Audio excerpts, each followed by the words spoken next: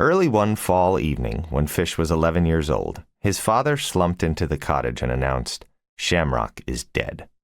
Shamrock was the family horse and arguably its most valuable member, after Fergal and Bridget. Without Shamrock, the farm would fail. Their few cows and pigs wouldn't produce enough for the family to earn a living.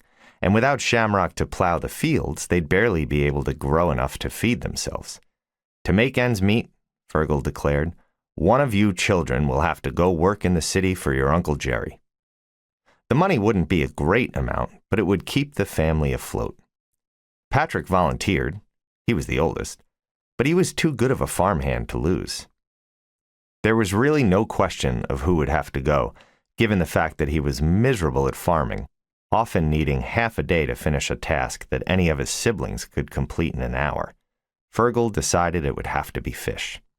His heart raced when his father told him. When his mother placed her hand on his shoulder, he wasn't sure whether to cry or smile. That evening after dinner, she asked him to join her outside as the others cleaned up. The sky was dark and clear. She stared quietly into the distance above the trees at the far end of their field. Any moments alone with one of his parents were extremely rare, and when he stole one with his mother, he'd usually spend most of it listening.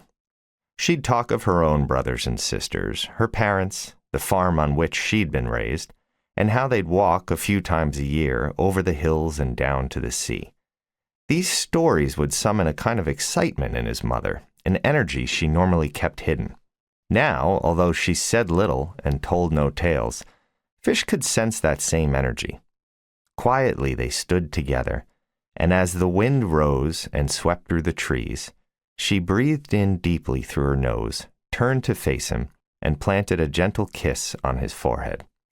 After giving his shoulders a squeeze, she nodded once affirmatively. "You'll do fine," she said, and turned back inside to rejoin the others.